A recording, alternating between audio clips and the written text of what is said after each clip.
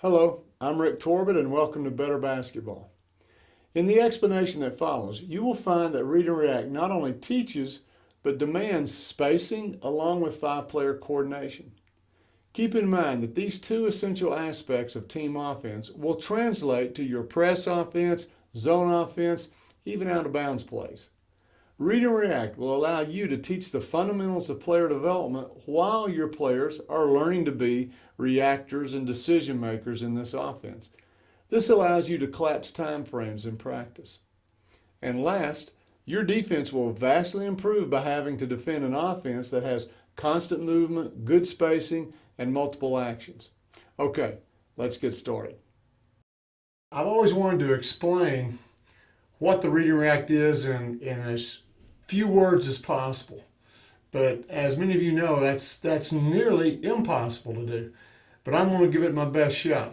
If you know nothing about the Read and React, then I'm going to try to crack open the door and let you see how this is engineered. I won't be able to go into the details of it, but enough that you'll get an idea of what it is, and more specifically, when you see other people trying to explain this, you'll know whether it is the Read and React or it's not. My goal in creating this system was to have a system that had no plays and yet all the accountability that you would have with plays. I wanted a system where great players could play with not so great players. I wanted everything in the system to cut to the natural instincts of someone who knows how to play and yet be a system that could teach someone who doesn't know how to play. I wanted ultimately this to be as close to pure basketball as possible. Now, I had several other goals in building this system. One of them was five-player coordination. I'm tired of watching two-man games and one-man games and three-man games. I want five players to be coordinated. I wanted the unscoutability and unpredictability of a motion offense, the ability to take whatever the defense gives. I want to be able to play in any formation. If I want to play five out because I've got five guards, that's what I want. If I need to play three out, two in because I've got two good post players, or maybe that's the only place they can play, I want to be able to do that. And I wanted to be able, with this system, to flow from one attack to another without ever setting things up. I wanted to be able to try this, fail, and try another attack, fail, try another attack, fail, until the defense breaks down and then we score. Just like you have in a continuity offense, like flex or something like that. Now that's a pretty tall order to hold myself to, and I want to show you how I got there.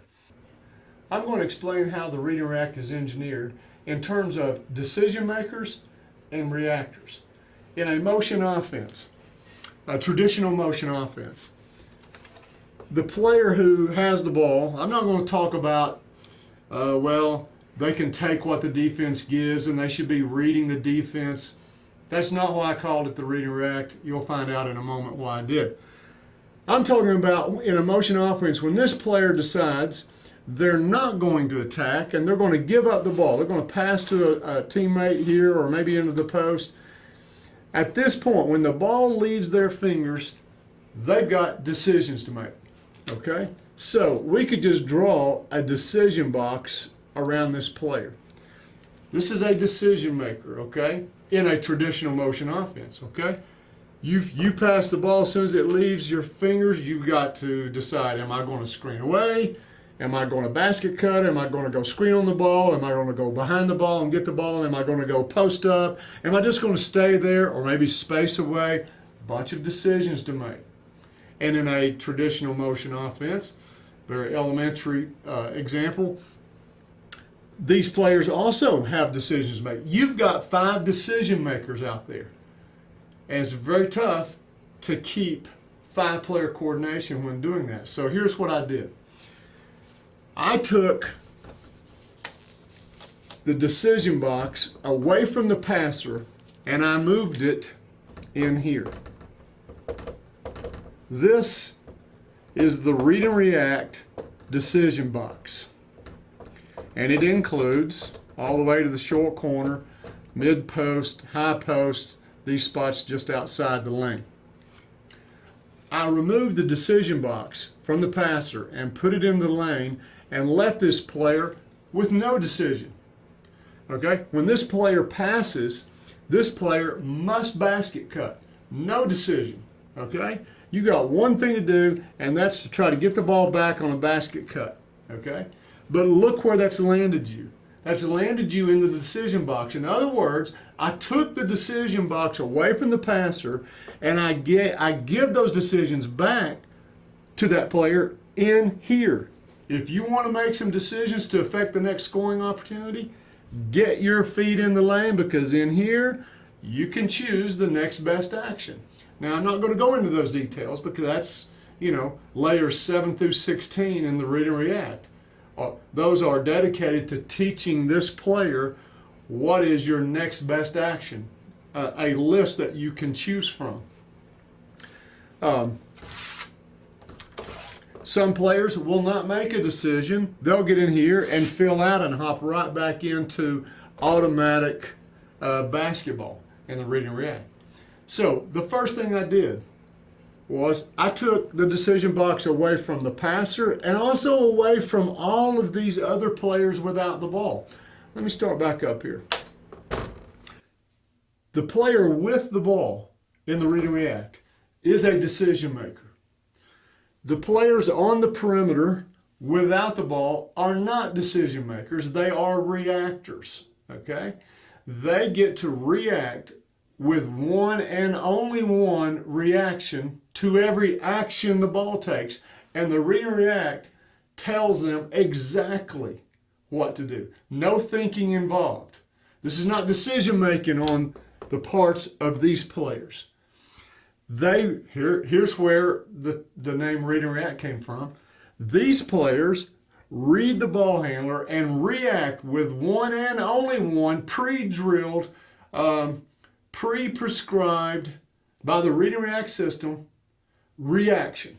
Okay, now that way I can maintain 5-player coordination.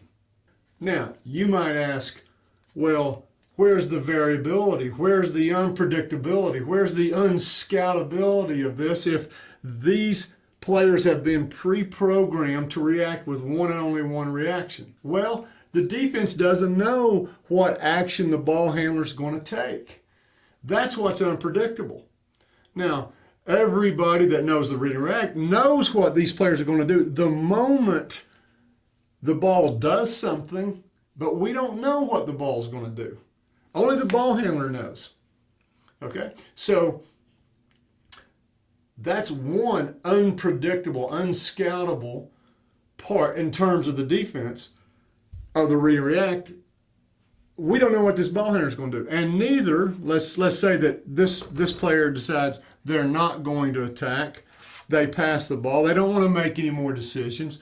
And so they make their basket cut. We got to fill.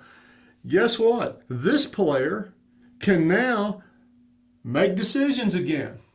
He or she gave up their ability to make decisions with the ball, but they'll pick up the ability to make decisions without the ball when they get their feet in the lane. Now, some players are really good at making decisions with the ball. I want them making decisions with the ball. And in the Read and React, when they do, they move all 5 players, all 10 players, really, the defense as well. I mean, this player can be an orchestrator, okay? This player with the ball knows exactly where all of his or her teammates are going to go the moment they do anything with the ball. It's like they've got telepathy, okay? They know ahead of time. Defense doesn't know because the defense doesn't know what action the ball handler is going to choose. Now, back to this player. This player now, maybe they're not so great with the ball making decisions. So they give it up. They make a scoring cut. They don't get the ball. Now they get to make a decision without the ball. And maybe they're very good at making decisions without the ball. Get your feet in the lane, and hey, you can stay in here and post up anywhere you want to post up. You can back screen your way out. You can set a pin screen. You can fill out blah, blah, blah. These are the layers of the Read and React. And the difference between read and react and many motion offenses is I give these decisions back to the player a piece at a time. As their basketball IQ gets bigger, then I'll add more decisions in their file. Some players will never make decisions. That's okay. They'll fill out, they'll hop right back in and be a reactor, okay? But there's some players who have a big basketball IQ and can understand the game, and I want to fill their intellectual cup with these layers and let them make a next best action decision in here. That gives me two decision makers in this case and 3 reactors. Okay? This player is choosing the next best action with the ball. This player is choosing the next best action without the ball.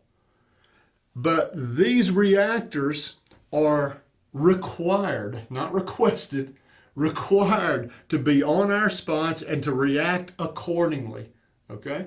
They have no decisions to make, and that allows me to maintain spacing, to maintain 5-player coordination. It allows me to play a great player with a not so great player, a player that's still learning. If you understand what I've said so far, then you'll know why one team is running the read and react and other teams are running some pseudo version of read and react. Here's what I mean. If you hear a coach say, well, this player, when they pass, this player doesn't have to cut.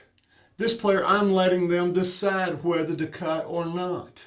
Or I'm giving this player an extra decision that they can do. They can screen away if they want to. Rest assured, it's not the read and react. Maybe they should call it something else, but it's not the read and react. They don't understand how the read and react is engineered. If you don't have this player cutting to the basket, they never get in here and make a decision. I don't have that constant flow of possible next best action decisions being made.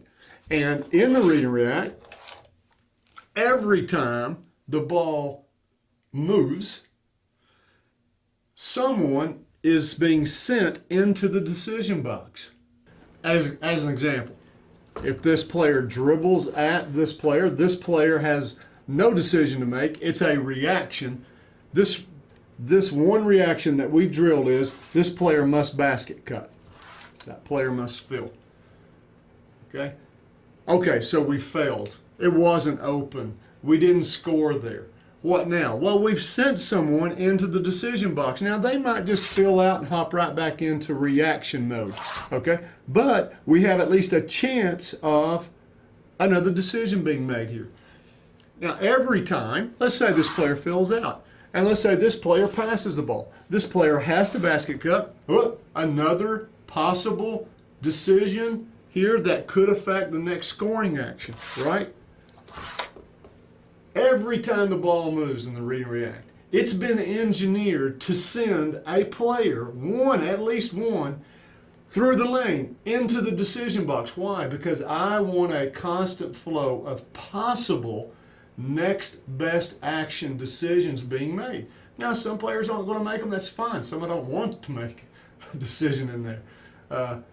But at least I've got a chance of constantly changing the next action. That's unscoutable, okay?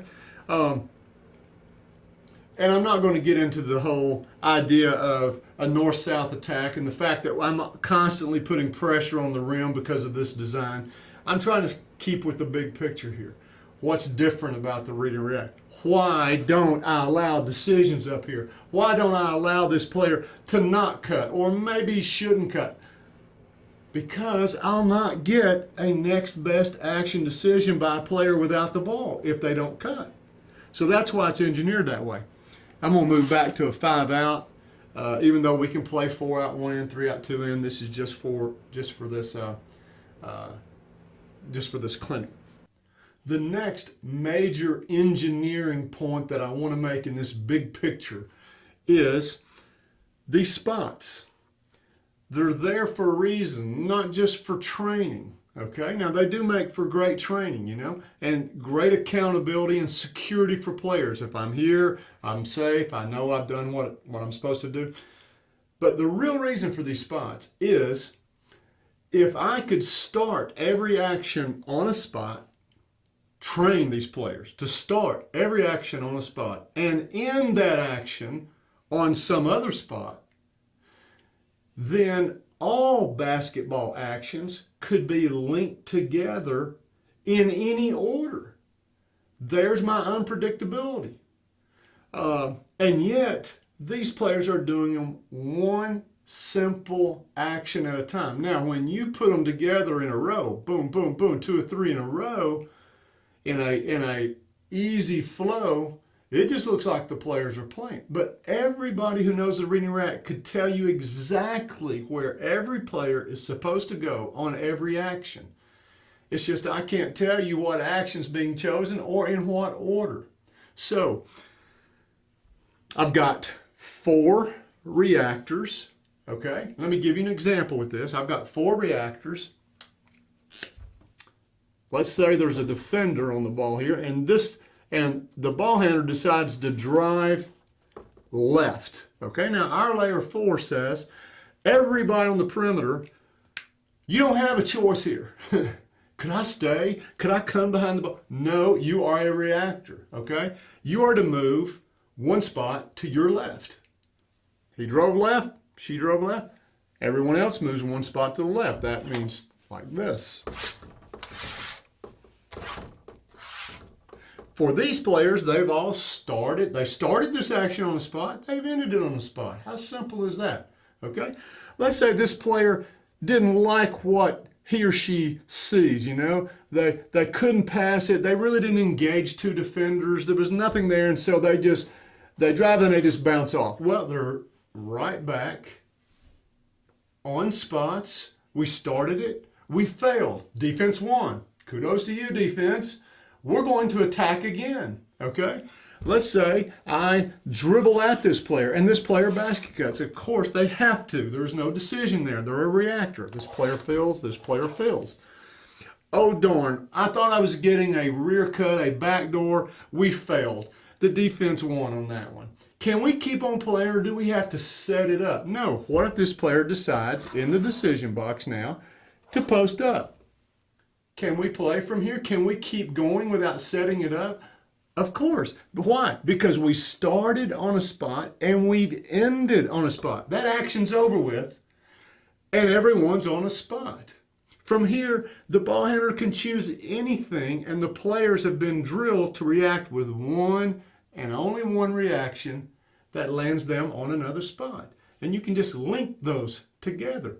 That's what your practice, that's what your repetition is all about, is first, one single action. Then, let's start putting 2 together, and let's start putting 3 together. And the better the team gets, the more of these they can just link together in a constant flow.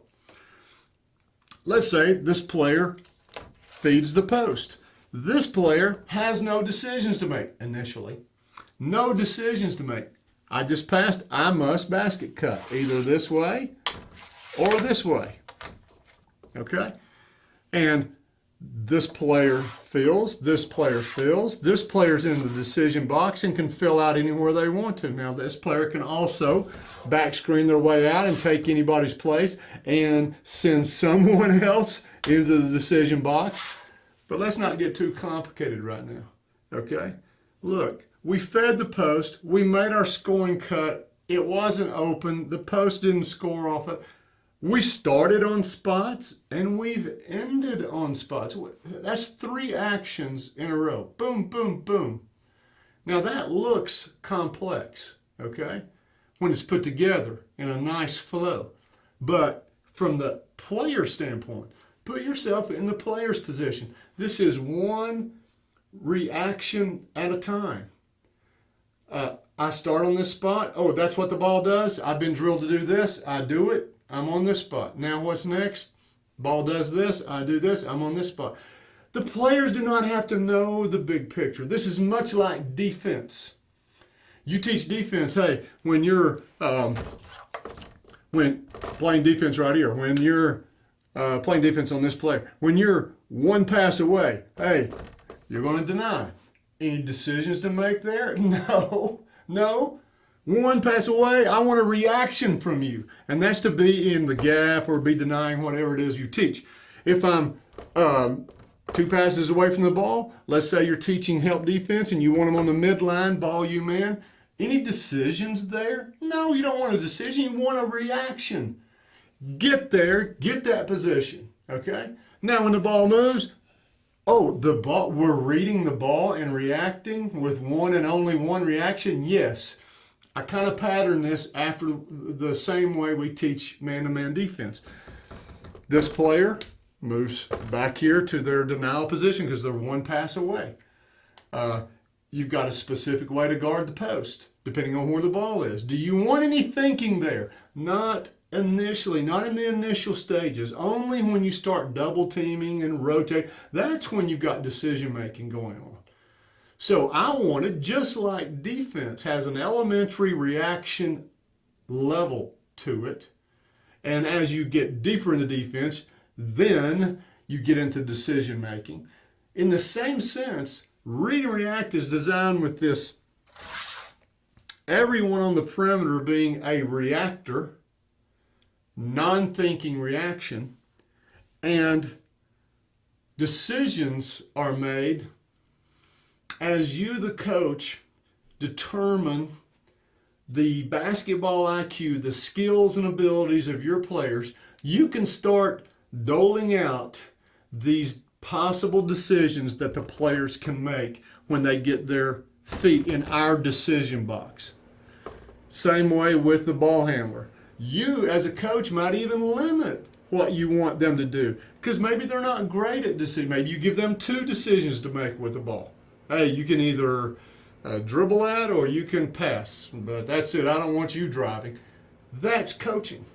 Hopefully, those 2 aspects will give you an idea of why certain parts of the read and react are so strict, and whereas other parts, it looks very loose. It's like, wow, they're just playing basketball. Yeah, they are.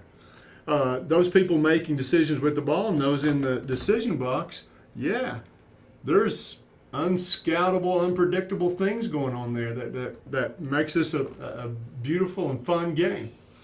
One last thing before we leave this idea of spots and starting an action on a spot and ending on a spot. What if a player screws up? If a player screws up in a set play, the whole play, you got to reset it, okay? If someone messes up in the read and react, all they have to do, that player screwed up for some reason. All they got to do is hop on a spot and they can catch the next action and be right back into the flow of things. Or they can just hop on that spot and get right back into the action. Read the ball, react, boom, I'm right back in with the other 4 players. So the read and react has that ability to absorb mistakes without setting things back up. Now, let me summarize the read and react. Big picture stuff here. Read and react is what to do with the ball. What you do without the ball.